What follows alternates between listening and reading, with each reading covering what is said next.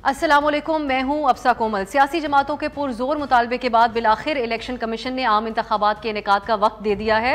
Election commission की तरफ से आज जो एलामिया जारी किया गया है उसमें कहा गया है कि हल्का बंदियों की इब्तदाई फहरिस्त 27 सितंबर को जारी की जाएगी। उसके बाद का स्केड्यूल बताते हुए उन्होंने कहा कि अगर कोई एतराज़ात और तजावीज़ होंगी उसकी समात के बाद 30 नवंबर को जो फाइनल लिस्ट होगी, हतमी फहरिस्त होगी, वो जारी की जाएगी और उसके बाद 54 दिन लगेंगे, जो कि एक वक्त होता है तयशुदा। उसके बाद जनवरी के आखिरी हफ्ते में इलेक्शन करवा दिए जाएंगे। तो अब ये कहा जा सकता है कि तारीख नहीं दी गई, लेकिन एक एस्टिमेट लगाकर इलेक्शन कमीशन की तरफ से सामने रखा जा चुका है। इस पर हम ये डिस्कस करेंगे कि क्या इसको अब हतमी जो है स्केड्यूल समझा जाए या फिर सियासी जमातों की तरफ से ऐसे कुछ एतराज़ात सामने आ सकते हैं हल्का बंदियों के हवाले से जिसमें मजीद डिले पैदा हो जाए। फिर एक और मसला पिछले चंद दिनों में ज़्यादा अहमियत इख्तियार कर चुका है और वो सियासी जमातों की तरफ से लेवल प्लेइंग फील्ड का मुतालबा है। तो जो सवालात उठाए जा सकते हैं वो इल्तवा की एक और वजह बन सकते हैं आने वाले दिनों में, जैसा कि ये कहा गया है पीपल्स पार्टी की तरफ से कि कुछ ऐसे साबिक ब्यूरोक्रेट्स हैं जिनकी सियासी वाबस्तगियां हैं, ये इल्ज़ाम लगाया जा रहा है, वो भी इस निगरान सेटअप के अंदर शामिल हैं। तो ये एक एक्सटेंशन है साबका हुकूमत की या बिलखुसूस मुस्लिम लीग नून की। इस मामले के ऊपर भी इलेक्शन कमीशन कोई एक्शन ले सकता है। एक और मामला है मियां नवाज शरीफ की वापसी का। उनके पुरतपाक इस्तकबाल के जो दावे किए जा रहे थे, अब उससे नून लीग ने यकसर यू टर्न ले लिया है। पहले तो हमने देखा पाकिस्तान वापस आकर 48 घंटों के अंदर मुस्लिम लीग नून के सदर शहबाज शरीफ साहब वापस लंदन चले गए। उसके अलावा मरियम नवाज साहिबा भी फ़्लाइट लेकर पहुंच चुकी हैं लंदन। तो इससे लगता है कि ऑल इज़ नॉट वेल, क्योंकि सुप्रीम कोर्ट के फैसले के बाद अब तमाम नैब के जो केसेस हैं वो भी एक बार फिर से खुल चुके हैं। तो क्या नवाज शरीफ साहब की वापसी के हवाले से जो 21 अक्टूबर की तारीख दी गई थी, अब जो स्केड्यूल इलेक्शन कमीशन जारी कर रहा है, क्या नून लीग को सूट करेगी या कोई एतराज़ात सामने आ जाएंगे? इन केसेस जिनका सामना है सियासतदानों को, उनको भी मद्देनज़र रखते हुए इन इशूज़ के ऊपर हम बात करेंगे। हमारे साथ शोएब शाहीन साहब हैं, आप रुकन हैं कोर कमेटी पाकिस्तान तहरीक और कमर दिलशाद साहब, साबिक सेक्रेटरी इलेक्शन कमीशन। बहुत बहुत शुक्रिया आप दोनों का। मैं कमर दिलशाद साहब आपसे आगाज़ करना चाहूँगी, क्योंकि अभी तक जो लोग सवाल उठा रहे हैं वो यही है कि जनवरी के आखिरी हफ्ते का तो कह दिया गया, लेकिन तारीख दे दी जाती इलेक्शन कमीशन की तरफ से तो वो एक प्रॉमिसिंग बात नज़र आती नहीं। वो इलेक्शन कमीशन पाकिस्तान ने जो आज अहम फैसला किया है, ये हम मुसलसल आपके तमाम चैनलों पर बता रहे थे कि अगर 30 नवंबर को जब इलेक्शन कमीशन पाकिस्तान ने हल्का बंदियों का नोटिफिकेशन जारी करना है, तो फिर इसके बाद इलेक्शन एक्ट जो है हमारा 2017 का, उसका सेक्शन 57 के तहत इलेक्शन पाकिस्तान आईनी और कानूनी तौर पर बाउंड है कि वो उन्होंने 55 दिन के अंदर इंतखाबात करवाने लाजमी हो जाएंगे और उन्हें अपना इंतखाबी शेड्यूल जारी करना है। अब इलेक्शन के पाकिस्तान ने जो कहा है कि जब हम जनवरी के आखिरी हफ्ते में डेट जो इलेक्शन हो जाएंगे, उसका यही मतलब है। साहब ने ये भी इशारा कर दिया कि 54 दिन का हमारे पास स्पेस होता है। तो इस लिहाज से 24 जनवरी को इलेक्शन हो जाएंगे या 25 जनवरी को इंतखाबात हो जाएंगे। दोनों डेटों में से कोई भी जो संडे आएगा तो संडे को इंतखाबात होते हैं आमतौर पर। तो ये सारे मामला तय हो चुके हैं। इलेक्शन कमीशन पाकिस्तान की तैयारियां मुकम्मल हो चुकी है। अगर दरमियान में अगर ये मुश्तरका वफादात कौंसल का नोटिफिकेशन ना होता तो फिर इलेक्शन कमीशन ने ये इंतखाबात होते पुरानी हल्का बंदियों पर जो 5 अगस्त 2022 को तैयार की गई थी, उसकी रोशनी में इन्होंने इंतखाबात करवाने रहे थे 7 नवंबर को। लेकिन दरमियान में चूँकि वो भी आईनी प्रोविजन थी आर्टिकल 51 के तहत, जो हल्का बंदियाँ करवानी पड़ गई, इंतखाबी फरिश्तों को नजरसानी करनी पड़ गई। ये सारे मामला इलेक्शन कमीशन ने मुकम्मल कर लिए हैं। आप हैरान होंगी 1 लाख पोलिंग स्टेशनों की बिल्डिंगों को भी तैनात कर दिया गया है। 15 लाख का स्टाफ जो है वो इलेक्शन कमीशन पाकिस्तान के पास लिस्टें पहुंच गई है, चारों सूबाई चीफ सेक्रेटरी ने भिजवा दी है। इसी तरह रिटर्निंग ऑफिसरों की अपॉइंटमेंट के बारे में बातचीत चल रही है हाई कोर्ट्स के साथ। इलेक्शन कमीशन की ख्वाहिश ये है कि रिटर्निंग ऑफिसर जुडिशरी लिए जाए। अगर जुडिशरी ने इलेक्शन कमीशन की तो दरख्वास्त को कबूल कर लिया तो जुडिशरी से आ जाएंगे, अदरवाइज एडमिनिस्ट्रेशन से जो है रिटर्निंग ऑफिसरों की अपॉइंटमेंट की जाएगी। ज़ाब्ता इखलाक मुकम्मल हो चुका है। 4 अक्टूबर को ज़ाब्ता इखलाक की हतमी मंजूरी आ जाएगी। तो तमाम तैयारियां मुकम्मल हैं। यहाँ तक कि आप कागज जो होता है बैलेट पेपर का, वो इंटरनेशनल स्टैंडर्ड का खरीदा जा चुका है। तमाम स्टेशनरी खरीदी जा चुकी है। अब तो ये रस्मी कार्रवाई है कि जो हल्का बंदियों के बाद उन्होंने इंतखाबात करवा देने हैं और ये इसके जी बाद कमर जब साहब। हल्का बंदियों का गजट हो जाएगा 30 नवंबर को, तो वो किसी अदालत में चैलेंज नहीं किया जा सकता।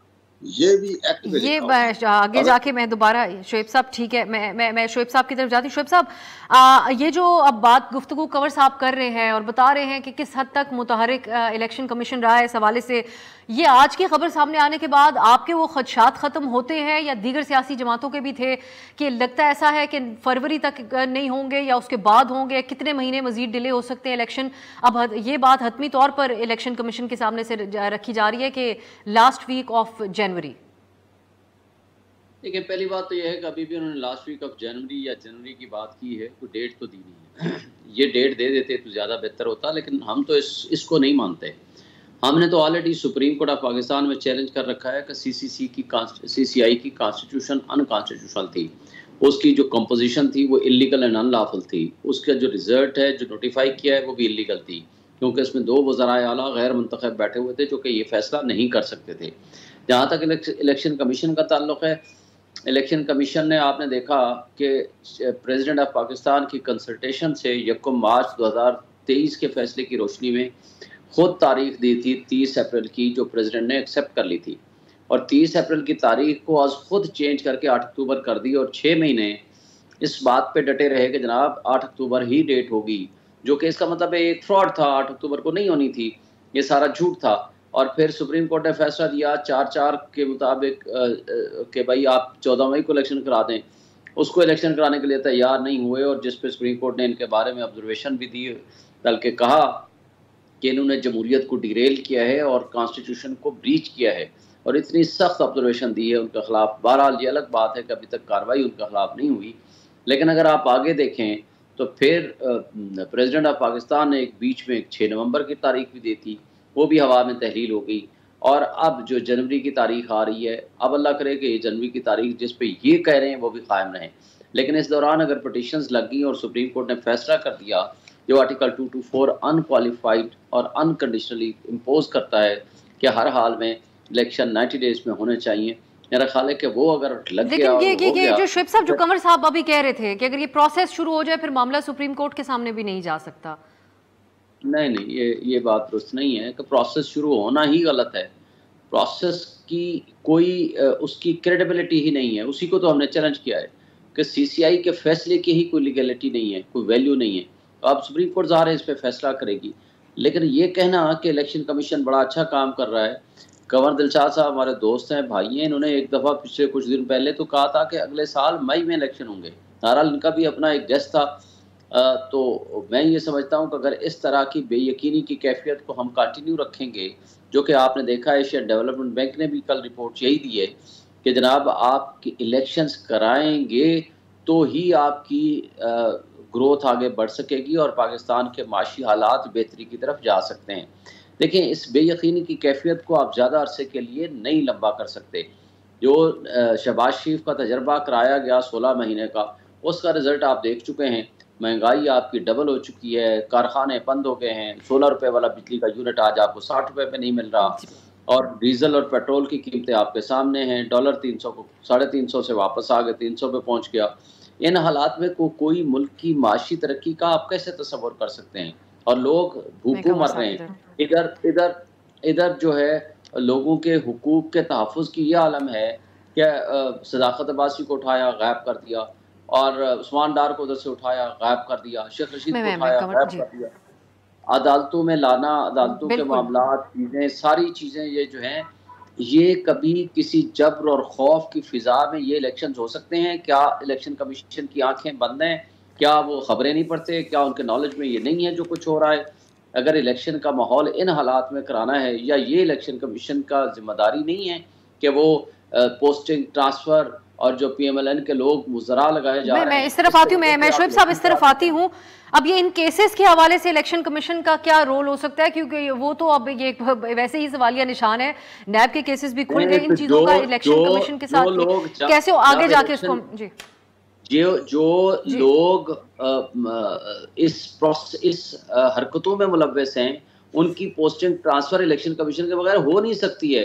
तो ये कैसे पंजाब में इन्होंने लोगों को बिठाया हुआ है जो जालिम और जाबिर लोग कंवर साहब जी क्या उनकी इजाजत मैं के कसर बगैर कंवर साहब की तरफ जाती हूँ। मैं शोएब साहब सॉरी मैं आपकी बात काट रही हूँ। मैं कंवर साहब, ये जो इश्यूज हैं ये सिर्फ इस हद तक नहीं है कि ये शोएब साहब ये बात कर रहे हैं, बल्कि पीपल्स पार्टी की तरफ से भी एतराज़ात उठाए गए कि जो निगरां सेटअप विफाक के अंदर मौजूद है उसके ऊपर जो है वो सवालात उठा रहे हैं कि उसमें साबिका हुकूमत की एक एक्सटेंशन के तौर पे इसको कह रहे हैं, नून लीग से ताल्लुक़ रखने वाले लोग कहते हैं उसके अंदर हैं।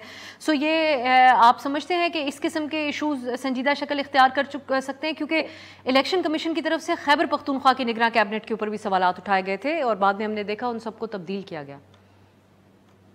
देखो जी, बात है जो हमारे दोस्त ने बड़ी अच्छी बात कही है, मैं इनका एहतराम करता हूँ, उन्होंने हमें भी अच्छे लफ्ज़ों में याद किया है, ये तो मैं उनका भी शुक्रिया अदा करता हूँ। लेकिन सबसे बड़ी अहम बात यह है कि जैसे मैंने गुजारिश की थी ना कि जो हल्का बंदियों के बाद नोटिफिकेशन होने के बाद किसी अदालत में तब चैलेंज नहीं किया जा सकता। 25 जुलाई 2018 को इंतखाबात हो गए थे, अगर वो फैसला ना करते चीफ जस्टिस पाकिस्तान साकिब निसार साहब तो ये अब 25 जुलाई को इंतखाबात नहीं होने थे। तमाम अदालतों में हल्का बंदियों को चैलेंज कर दिया गया था, चारों सूबाई हाई कोर्ट्स में, तो वो उन्होंने हुक्म जारी किया कि किसी अदालत का फैसला जो है इलेक्शन कमीशन अमल दरामद नहीं करेगा। तो मैं तो उसके हवाले से बात की, बाकी तो हाँ ठीक है, हमारे दोस्त ठीक फरमा रहे हैं, चैलेंज किया जा सकता है। तो आर्टिकल 199 के तहत सुप्रीम कोर्ट में अपील दायर की जा सकती है। लेकिन बहरहाल ये मैंने एक मिसाल दी है चीफ जस्टिस पाकिस्तान, साबिक चीफ जस्टिस पाकिस्तान। बाकी रह गया केयर गवर्नमेंट में, जहाँ तक मैं ठीक हूँ कि मैं पंजाब गवर्नमेंट का हिस्सा हूँ, लेकिन यहाँ किसी मामले में भी मामला जो है ऐसा नहीं नजर आ रहा। तमाम तो पुरानी हुकूमतों, साबिका हुकूमतों के जो डेवलपमेंट काम में रुके हुए थे वो उन्होंने पूरे कर दिए, अंडरपास बन गए, फ्लाईओवर बन गए, तमाम वो आर्टिकल 224 में लिखा हुआ है कि जो रूटीन के मामला जो हैं वो निगरान हुकूमत कर सकती है। इसी तरह जो इंटरनेशनल लेवल पर बात हुई थी वो हमारे सेक्शन 230 में जो है तरमीम की गई थी, हम पार्लियामेंट जाते जाते कि जब ऐसे माहदे जो अब तक नहीं पहुंचे लेकिन हुकूमत ने वायदे कर लिए हैं वो उस पर पाया तकमील तक पहुंचाने की जिम्मेदार होगी निगरान हुकूमत, वो भी उनको इख्तियार दिए गए हैं सेक्शन 230 के तहत। तो ये सारे मामला तो रूटीन के चल रहे, तो ऐसा बाकी खैबर पख्तूनख्वा में बिल्कुल सही फरमाया आपने, वहाँ गड़बड़ हो गई थी, वहाँ इलेक्शन कमीशन हुक्म के तहत 19 वज़रात से इस्तीफे ले दिए गए थे। तो ये सारे मामला तो इलेक्शन कमीशन देख रहा है, सिंध के भी देख रहा है, पंजाब के भी देख रहा है, बलूचिस्तान में तो फिलहाल ऐसा कोई मसला पेश नहीं आया, लेकिन तमाम सूरत हाल इलेक्शन कमीशन की निगाहों में है। तो बहरहाल अगर कोई शिकायत है किसी पार्टी को या हुकूमत के बारे में, किसी सूबे के बारे में, तो वो इलेक्शन कमीशन को दरख्वास्त दे दें, वो चंद घंटों में फैसला हो जाएगा। तो ये तो मामला साथ साथ चलते रहते हैं। लेकिन हमें ये चाहिए हमारे दोस्तों को, तमाम सियासी पार्टियों को, जब इलेक्शन की डेट नज़दीक आ गई है तो अब तक तो जनवरी में, ये अभी चंद महीनों में जनवरी आ जाएगा, आप इंतखाबात की तैयारी करें, टिकट दे या वारंट दे, ज़ाब्ता इखलाक के मुताबिक आप कार्रवाई करें, मीटिंग करें, कॉमन मीटिंग करें, सियासी कॉमन मीटिंग करें, लोगों को मुतहर्रिक करें, वोटरों को दें, अच्छा मंशूर पेश करें, मसरूफ हो जाए मसरूफ हो जाए ताकि दीगर ख्यालात जहनों से निकल जाएं। प्रोग्राम में अभी वक्त हुआ है एक ब्रेक का। ब्रेक के बाद प्रोग्राम में खुशामदीद। शोएब साहब, ये लेवल प्लेइंग फील्ड का जो मामला है ये हम देख रहे हैं कि कभी एक फुटबॉल की तरह एक सियासी जमात ये बात कर रही होती है, कभी दूसरी सियासी जमात कर रही होती है, लेकिन इस वक्त बज़ाहिर ये नहीं लगता कि लेवल प्लेइंग फील्ड शायद किसी के लिए भी नहीं है, क्योंकि अब जो नैब के केसेस खुले हैं इसमें जो है वो हर सियासी जमात की जो लीडरशिप है उनके लिए मसाइल हैं, खा वो पीपल्स पार्टी हो या मुस्लिम लीग नून हो। इसको कैसे देखते हैं आप? जनाब, ये एक बात जो आपने कहा ना कि मसरूफ हो जाएं, और मसरूफ तो हम हो गए थे पंजाब के इलेक्शंस में, खुद शेड्यूल जारी कर दिया था इलेक्शन कमीशन ने, हमने टिकटें दे दी थी और सारा प्रोसेस मुकम्मल हो चुका था, और वन फाइन मॉर्निंग हुआ करती है, वन फाइन नाइट को बैठ के उन्होंने 6 महीने की तारीख आगे डाल दी। तो इलेक्शन कमीशन का क्या एतबार है? इस इलेक्शन कमीशन पे एतबार करें। और जो जुल्म रवा रखा है पंजाब हुकूमत ने और वहाँ के IG ने, जो लोगों को उठा के जिस तरह कल इबाद फारूक के बेटे का शहादत हुई है वो आपने देखा है, और उसके बाप को लाया गया, जनाजा पढ़ के उसको कब्र में उतारने की भी इजाज़त पे नहीं दी गई। क्या ये जालिम लोग हैं? क्या ये फ़लस्तीन है या कश्मीर है? किन हालात में हमारे अपने लोगों के साथ ये जुल्म कर रही है ये पुलिस? और ये तर्ज अमल मेरा ख्याल है इलेक्शन कमीशन की ज़रा आँखें ख़राब हैं, बस इतना पता है उनको। KPK तो नज़र आ गया, उनको पंजाब की ये सारे जुल्म नज़र नहीं आ रहे कि इन हालात में आपने इलेक्शन कराने हैं। किधर के हैं हमारे जो नादन पंजाब के सदर हैं सदाकत अब्बासी? वो आखिर कहीं हैं ना, गायब है ना? उनका कभी पता किया कि ये इलेक्शन का माहौल क्रिएट किया हुआ है इन्होंने?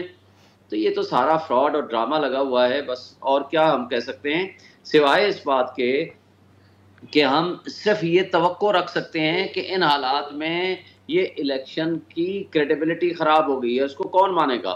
और जो दूसरी बात आप कर रही हैं कि किसी भी पार्टी के लिए देखें, ये तो उन्होंने पीडीएम की जमातों ने फ्रॉड किया था। जो पीपल्स पार्टी कह रही है वो तो नूरा कुश्ती है उनकी, और ये सारा पीपल्स पार्टी और मुस्लिम लीग नून की, ये सारा फ्रॉड करने वालों में ये दोनों शामिल थे। ये बड़ी पार्टियां और सारी ये पीडीएम की जमातें हैं जो कुछ वो बिल्स पास करके गए हैं, कानून बना कर गए हैं, जिस तरह उन्होंने फस्तायत का माहौल गर्म कर रखा था। और आज उन्होंने अपना आप को एनआरओ दे के सारे मुकदमे ख़त्म कराए थे।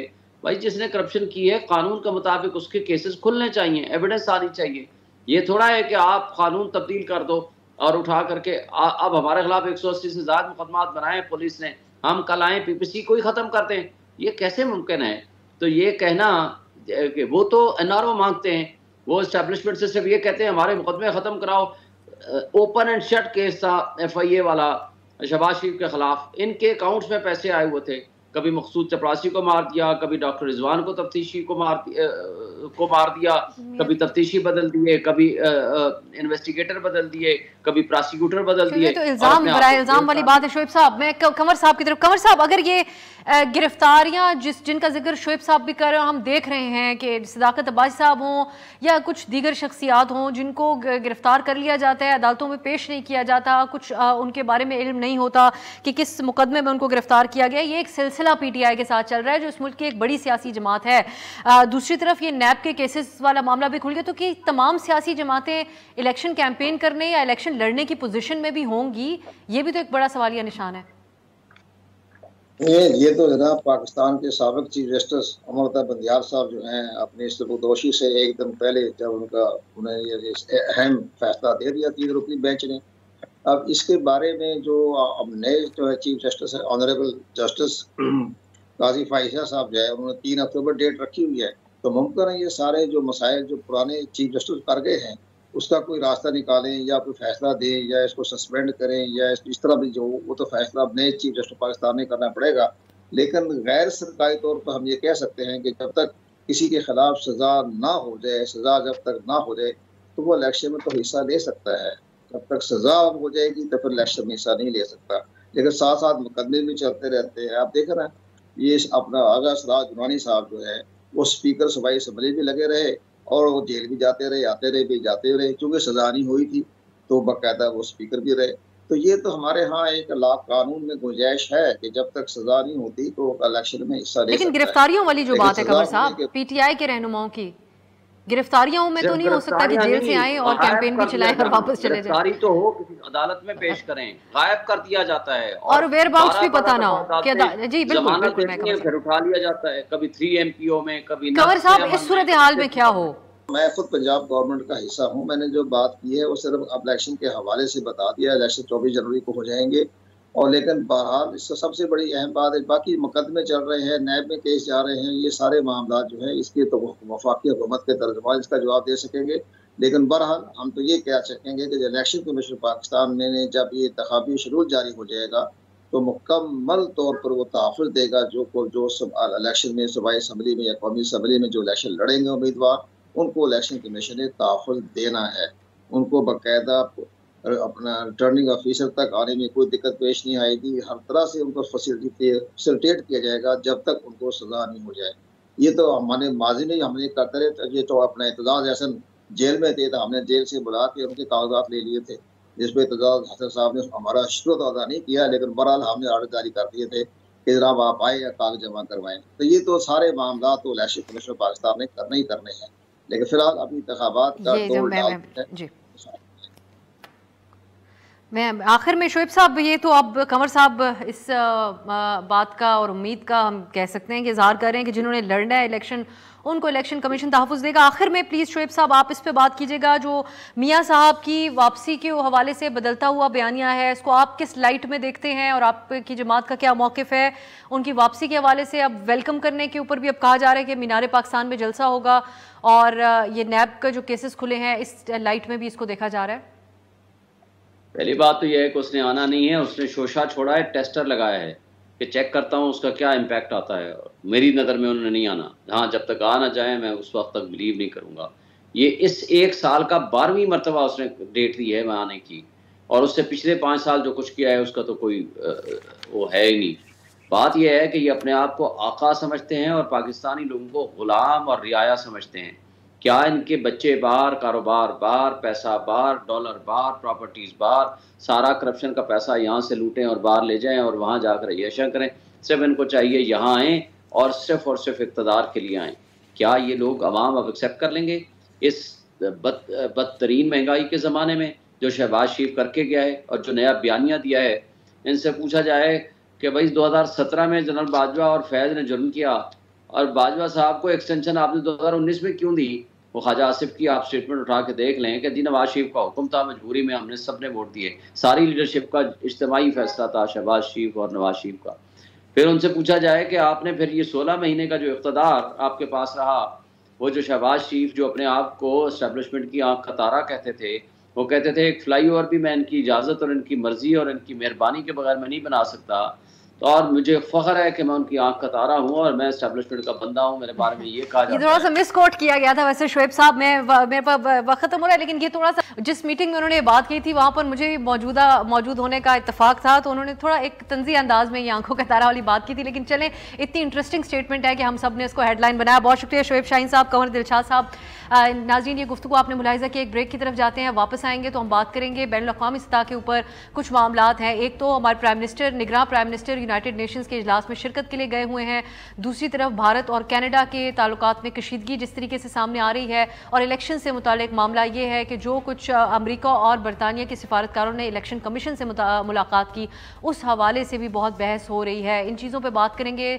सीनियर सिफारतकार हमारे साथ होंगे एक ब्रेक के बाद। ब्रेक के बाद खुश आमदीद। मुल्क की तारीख में पहली बार निगरां वज़ीर आज़म अक़वाम मुत्तहिदा की जनरल असम्बली के इजलास में शिरकत के लिए अमरीका गए हैं। इससे पहले जो मुंतखब वज़राए आज़म होते हैं वो तो ऐसे मौक़ों पर जाते हैं, लेकिन इस बार कुछ हैरत का इजहार किया गया कि निगरां प्राइम मिनिस्टर जो हैं उनकी तरफ से इसमें शिरकत के लिए वो गए हैं। तो एक तो आज हम इस प्रोग्राम के इस हिस्से में हम ये डिस्कस करेंगे कि उनके ऊपर जो सवालात उठाए जा रहे हैं, बिलखुसूस साबिक वज़ीर ख़ारजा बिलावल साहब की तरफ से। उन्होंने कहा कि निगरां वज़ीर ख़ारजा चले जाते लेकिन निगरां प्राइम मिनिस्टर के जाने की ज़रूरत नहीं थी। इसको हम डिस्कस करेंगे। इसके अलावा उनकी कुछ अहम मुलाकातें हुई हैं। उन्होंने अक़वाम मुत्तहिदा के सेक्रेटरी जनरल से मुलाकात की, बिल गेट्स से मुलाकात की, MD IMF से उनकी मुलाकात हुई और कुछ दीगर सरबराहान मुमलिकत से उनकी मुलाकात हुई। कल वो यूनाइटेड नेशंस की जनरल असम्बली से खिताब भी करेंगे। सो किन बातों के ऊपर उनकी तरफ से जो है वो ज़ोर दिया जाएगा। इसके अलावा हम इस प्रोग्राम के अंदर ये भी डिस्कस करेंगे इन जनरल कि उनका जाना किस हद तक ज़रूरी था या किस हद तक उसको अवॉइड किया जा सकता था। एक और मामला है पाकिस्तान में इलेक्शंस के हवाले से। आज इलेक्शन कमीशन की तरफ से तारीख दी गई है, जनवरी के आखिरी हफ्ते का वक्त दिया गया है।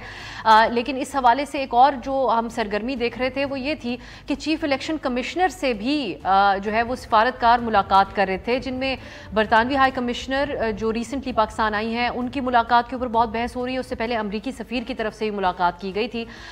इसमें जो है वो दोनों सुफरा की तरफ से मुल्क में आज़ादाना और शफाफ इलेक्शंस के इनेकाद के ऊपर जोर दिया गया था। इस पर पाकिस्तान के फ़ॉरेन ऑफिस की तर्जुमान से भी सवाल किया गया।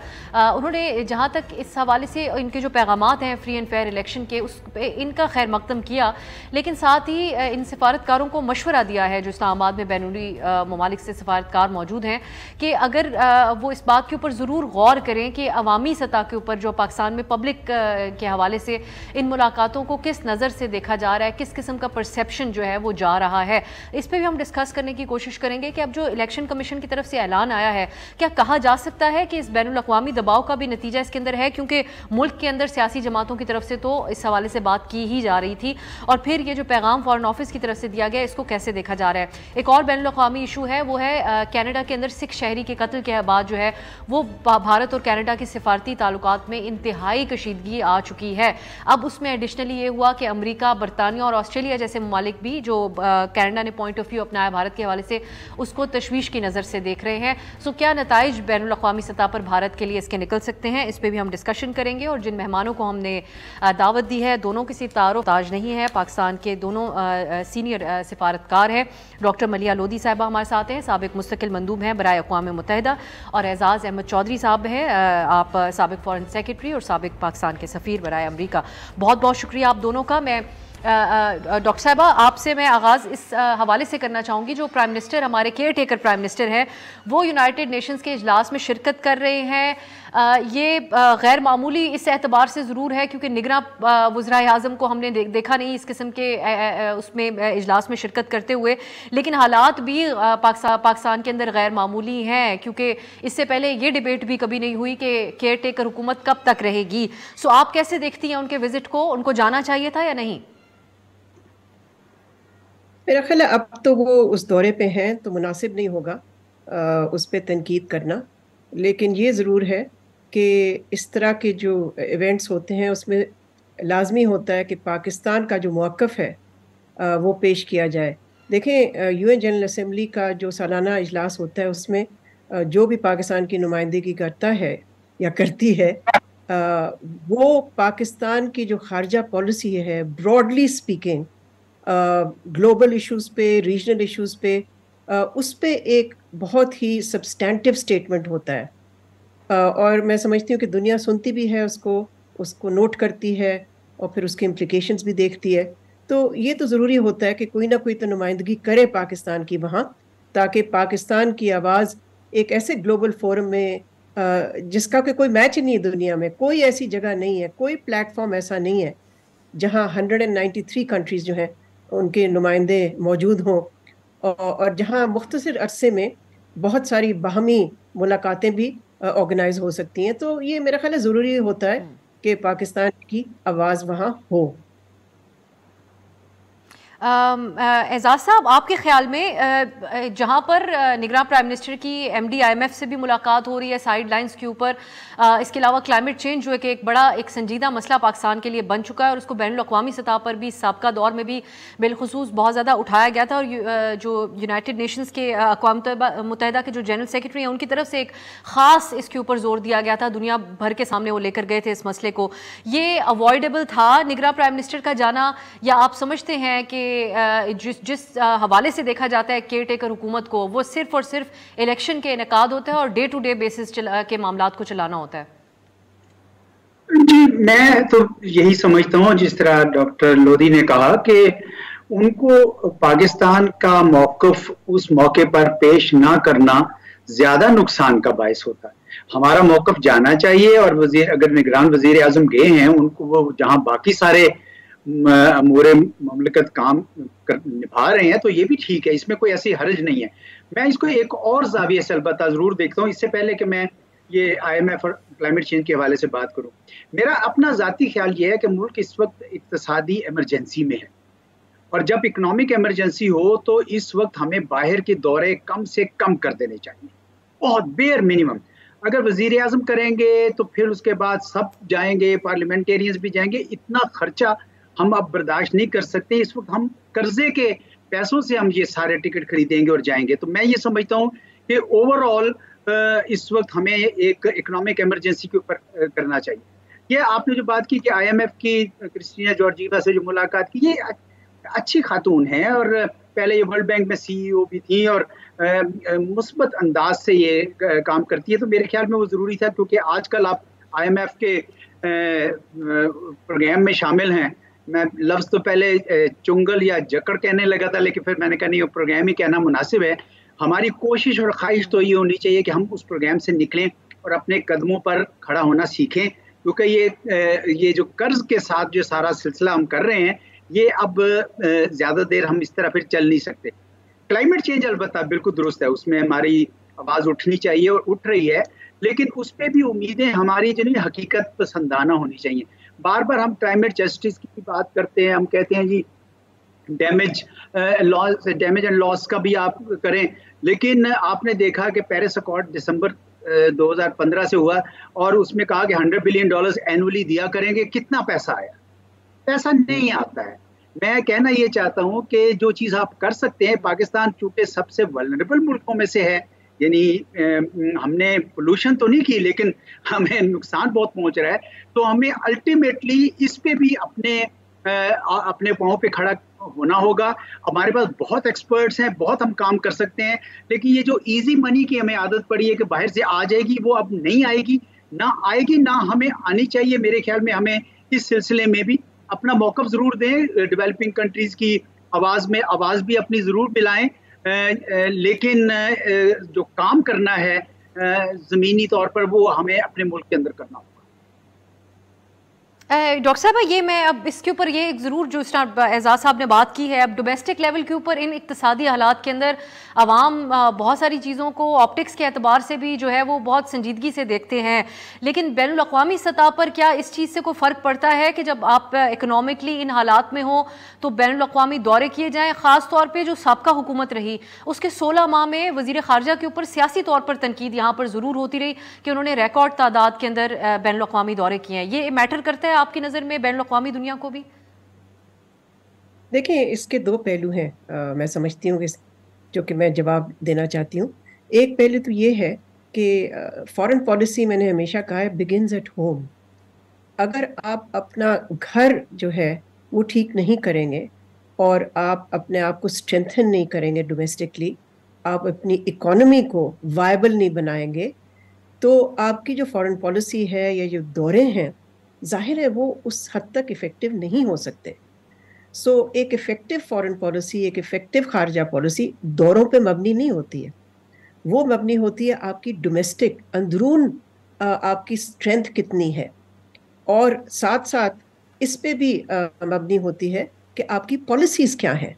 सो सिर्फ दौरों पर निकल जाना और कहना कि जी हम 18 दफ़ा इधर गए हैं, 4 दफ़ा इधर गए हैं और 5 दफ़ा हमने इससे मुलाकात की, मैं नहीं समझती। देखिए, diplomacy is not about visits, it's about outcomes, और आउटकम्स खारजा पॉलिसी के तब मिलते हैं आपको जब आपका नेगोशिएटिंग हैंड जो है वो मजबूत होता है, वो स्ट्रांग होता है, और आप उस तरह से बात कर सकते हैं कि एक आप ऐसे मुल्क के नुमाइंदे हैं जो कि अपने आप पैरों पे खड़ा हुआ है एंड इज स्ट्रांग, जहाँ पर डोमेस्टिक पॉलिटिकल स्टेबिलिटी भी है। ये नहीं कि जो अनसर्टनिटी जिस तरह से रही है, मुझे आज खुशी हुई है कि इलेक्शन कमीशन ऑफ पाकिस्तान ने कम से कम इतना तो कह दिया है कि इंतखाबात होंगे जनवरी के आखिरी हफ्ते में, मगर मुझे ये नहीं समझ आती कि why they shy of giving a date. अगर यहाँ तक पहुँच गए हैं कि जी लास्ट वीक में होंगे तो तारीख भी दे दें भाई, इसमें हिचकिचाहट क्या है? What is the reluctance? मुझे समझ नहीं आती। सो मैं इसका तज़किरा इसलिए कर रही हूँ कि इस वक्त मेरी भी मुलाकातें होती रहती हैं मुख्तलिफ सफारतकारों के साथ और मुल्कों के जो ज़ाहिर है, और मुझे जो इम्प्रेशन उनसे मिलता है वो ये है कि वो भी उनको उतनी ही तशवीश है जितनी कि पाकिस्तानियों को है कि यहाँ पर जो पॉलिटिकल अनसर्टनिटी है, बेयकीनी पाई जाती है, इंस्टेबिलिटी पाई जाती है, और साथ साथ इकोनॉमिक वीकनेस जो है पाकिस्तान की, वो पाकिस्तान खुद कब एड्रेस करेगा। ना कि आप जनाब MD ऑफ IMF से मीटिंग्स मांगे और फिर देखें कि जी नेक्स्ट बेल आउट कहाँ से आएगा। कभी कहते हैं कि सऊदी पैसे भेजेंगे, सऊदी अरेबिया पैसे भेजेगा, कभी कहते हैं कि IMF का नेक्स्ट बेल आउट कब आएगा। तो देखें, एक खुद मुख्तार मुल्क इस तरह नहीं रहता, और मैं नहीं समझती कि हमारे लोग जो हैं पाकिस्तान की आवाम के उमंगों के मुताबिक है इस किस्म का कॉन्डक्ट और इस किस्म का बिहेवियर। तो ये ठीक है, दौरे जिसका काम है वो दौरे करे, लेकिन असल काम जो है किसी हुकूमत का, चाहे वो अबूरी हो चाहे वो इलेक्टेड हो, उसका काम ये है to first fix, make sure the house is in order, and then see कि आपने उसके बेसिस पे कौन सी खारजा पॉलिसी चलानी है। एजाज साहब, ये जो इस कंसर्न की बात डॉक्टर साहबा कर रही हैं, इस्लामाबाद में रहते हुए हमारी जो सहाफ़ती तौर पे भी जो कॉलीग्स हैं वो बताते हैं कि बैनुल अक़वामी जो यहाँ पर जो सिफारतकार मौजूद हैं उनमें एक कंसर्न और ये सवाल बारहा पूछा जाता था इलेक्शन के हवाले से। तो अब जो मुलाकातें अमरीका के सफ़ीर की और बरतानिया की सफ़ीर की हुई हैं चीफ इलेक्शन कमिश्नर से, क्या ये गैर मामूली बात है कि उनकी तरफ से इलेक्शन कमिश्नर से मिला जा रहा हो, या फिर आप समझते हैं कि ये एक आम प्रैक्टिस होती है अगर इलेक्शन के हवाले से इबाम हो या आम तौर पे भी इलेक्शन करीब आ रहा हो? क्योंकि उसके ऊपर जो फॉरेन ऑफिस की स्पोक्स पर्सन है उन्होंने ये सवाल ये मशवरा दिया है कि पाकिस्तान में अवाम किस हवाले से देख रहे हैं, कि किस नज़र से देख रहे हैं, इनको इस पर भी गौर करना चाहिए सिफारतकारों को। देखिए जी, मेरा अपना ज़ाती ख्याल ये है कि चीफ इलेक्शन कमिश्नर साहब को किसी गैर मुल्की सफारतकार से नहीं मिलना चाहिए। वो उनको मुकम्मल तौर पर गैर जानबदार होकर अपने कायदे कवानीन के मुताबिक इलेक्शन कराने चाहिए।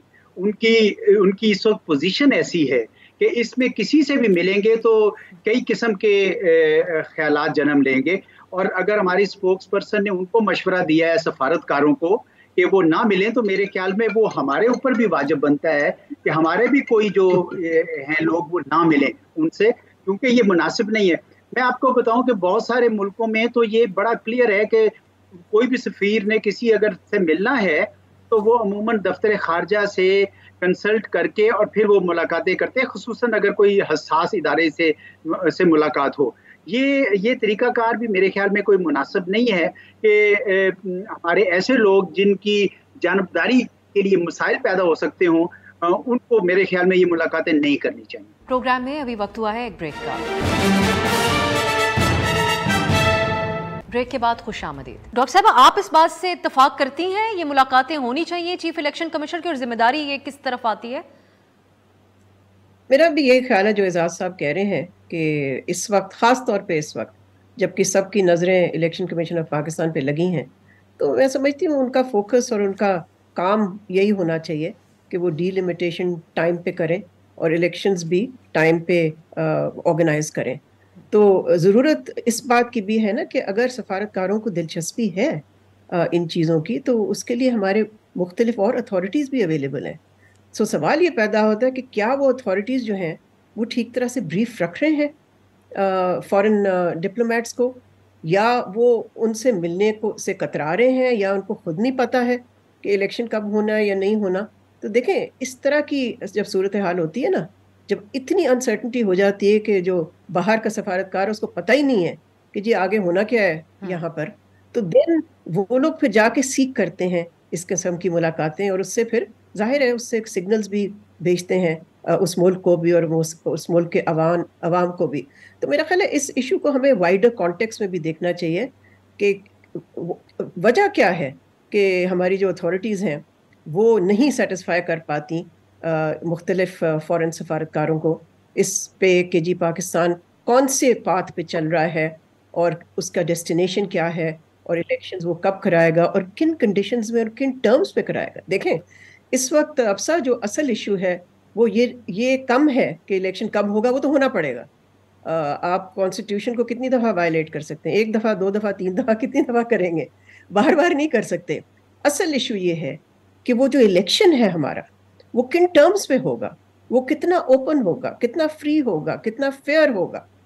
असल सवाल ये है, और मैं समझती हूँ कि ये सवाल जो है ये पाकिस्तान की आवाम पूछ रही है।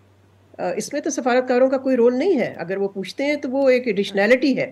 असल सवाल तो पाकिस्तान की आवाम पूछ रही है कि जी किस किस्म का इलेक्शन कराने जा रहे हैं, और आया इस इलेक्शन में सबको फेयर चांस मिलेगा या इस इलेक्शन को कंट्रोल किया जाएगा। तो इसका भी जवाब हमें चाहिए है इलेक्शन कमीशन ऑफ पाकिस्तान से। और मैं समझती हूँ ये जो अबूरी हुकूमत है, इंटरिम गवर्नमेंट है, इनको भी दो टोक अल्फाजों से बताना चाहिए, बजाय ये कि दौरों पे निकल जाएं और सफारतकारी में इन्वॉल्व हो जाए। पहले अपना घर तो ठीक करें। एजाज साहब, एक और इशू भी है कनाडा और भारत के ताल्लुकात के हवाले से, जो कि काफ़ी गैर मामूली सरगर्मी हुई है दोनों ममालिक की तरफ से।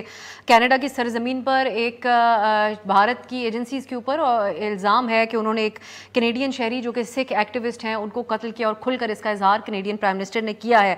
आपसे मैं ये जानना चाहती हूँ कि आपकी नज़र में ये दोनों मुल्कों के ताल्लुकात के हवाले से कितना एक संजीदा इशू बन चुका है, और बिलखुसूस जो भारत की हैंडलिंग थी इस मामले की, क्योंकि इल्जामात कनेडियन प्राइम मिनिस्टर कहते हैं कि उन्होंने भारत में जो मौजूद थे G20 के हवाले से तो भी सामने रखे थे, लेकिन जवाब के बजाय एज फर्स्ट थिंग हमने देखा कि इस इल्ज़ाम के बाद भारत ने कनेडियन आला सफारतकार को जवाबन मुल्क से निकाल दिया। तो आप कैसे देखते हैं इस पूरे इशू को, कितनी संजीदा ये शक्ल इख्तियार कर चुका है? मैं ये समझता हूँ कि बहुत संजीदा मसला है।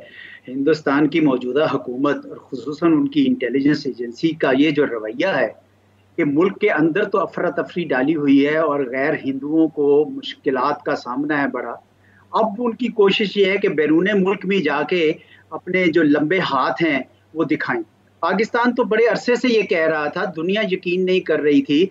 जब कुलभूषण जाधव पकड़ा गया था 2016 में, उसके बाद से भी कई बार ये मौका आया और पाकिस्तान तो बार बार कहता रहा था कि ये हिंदुस्तान क्रॉस बॉर्डर टेररिज्म जो कह रहा है ये तो बिल्कुल उल्टा है। उल्टा पाकिस्तान के अंदर जो टेररिज्म है उसके ऊपर फिंगरप्रिंट्स उनके हैं, लेकिन कोई एतबार नहीं कर रहा था। अब कनाडा ने जब कहा है तो मेरे ख्याल में बाकियों को भी समझ आएगी कि ये वही हुकूमत है और ये वही साहब है जिनका एक माजी है जिसपे इन्होंने वीज़ाज उसके बंद किए हुए थे। ये ठीक है, एक स्ट्रेटेजिक गेम है, ठीक है, अमेरिका को इस वक्त हिंदुस्तान की मदद दरकार है चीन के खिलाफ, लेकिन जिन वैल्यूज को ट्रैम्पल किया जा रहा है इसके ऊपर तो माशरा मगरब का सारा खड़ा है। बहुत संजीदा मसला है और हिंदुस्तान को इस तरह नहीं किया जा सकता। मुझे ज्यादा हैरत इस बात की हुई कि मैंने 2-4 उनके मीडिया के टॉक शो जो बड़े प्रोमिनेंट है वो देखे, तो वो भी बिल्कुल वही जुबान बोल रहे थे कि जी ये सारा दहशतगर्द था और हमारे लोगों ने जाके दहशतगर्दी को खत्म किया। भाई दहशतगर्द जो है आप कैसे यहाँ से बैठ के डिटरमिन कर सकते हैं और कनाडा में जाके किसी दूसरे मुल्क में जाके आप इस किस्म की वारदात करें? बहुत संजीदा मसला है और हिंदुस्तान को सारे अब उसको कह रहे हैं कि आप इन्वेस्टिगेट करें। और मैं समझता हूँ जो पाकिस्तान के पास भी जो केसेस हैं, जो हमारे पास एविडेंस है, हम बाकियों से भी शेयर करें, क्योंकि ये पहली बार नहीं हुआ। हम तो उसके पुराने, यानी जिस तरह हमारे लोगों ने शायद कहा भी, it is not a surprise for us. मेरे ख्याल में ये मौका अच्छा है, हमें ज़रूर बताना चाहिए एविडेंस के साथ कि हिंदुस्तान ये जो मौजूदा हुकूमत है वो इस किस्म के काम में पाकिस्तान में भी मुलव्वस है। डॉक्टर साहब, जो कनाडा की तरफ से बात कही गई है उस पर अब बैन अवी सतह पर, क्योंकि अमेरिका की तरफ से भी कहा गया है, तशवीश का इजहार किया गया इन इल्ज़ामात पे, बैन अवी सतह पर आपकी नज़र में कनाडा या भारत, क्योंकि भारत भी एक उभरती हुई इकॉनमी के तौर पे सामने आ रहा है, सो दोनों के में से किसके मौक़िफ़ को अहमियत दी जाएगी? ये मामला आपकी नज़र में क्या शक्ल इख्तियार कर सकता है भारत के लिए? नहीं, ये तो मेरा ख्याल है ऑलरेडी ये बात जाहिर हो चुकी है बैन अवी सतह पे कि कनेडियन प्राइम मिनिस्टर ने जो संगीन इल्ज़ामात लगाए हैं उस पर उनको हिमायत मिल रही है, ना सिर्फ उनके फ्रेंडली कंट्री से, इंटरनेशनल मीडिया से। वेस्टर्न मीडिया को अगर आप देखें एडिटोरियल से भरी हुई है और उनका फोकस क्या है? उनका फोकस यही है कि Zee Bharat has a lot of questions to answer and they must join the investigation and satisfy जो भी इल्ज़ाम लगे हैं उन पे वो बताएं कि एग्जैक्टली क्या हुआ and take responsibility for what has happened. तो इससे तो मैं समझती हूँ कि इंडिया की जो रेपुटेशन है, इंडिया की जो स्टैंडिंग है इस वक्त मोदी गवर्नमेंट की ख़ास तौर पे, उसको बहुत बड़ा धचका मिला है। It's a big blow to their credibility, it's a big blow to their image and to their position. देखें G20 के बाद अब आपने भी इस पे काफ़ी कमेंट किया है, उसके बाद इन्होंने अपने आप को एक ग्लोबल पावर के तौर पे पेश किया दुनिया को कि हमने तो भी बिग पावर की लीग ज्वाइन कर ली है। लेकिन उसके फौरन बाद ये जो हुआ है इंसिडेंट, इससे तो वो जितनी उन्होंने शाइन आप कह लीजिए हासिल की थी वो सारी ख़त्म हो गई है। और इस वक्त फोकस सिर्फ इस पे नहीं है कि जो कनाडा में हुआ कि उन्होंने एक सियासी कत्ल किया वहाँ जाके उनके रॉ एजेंट के ज़रिए।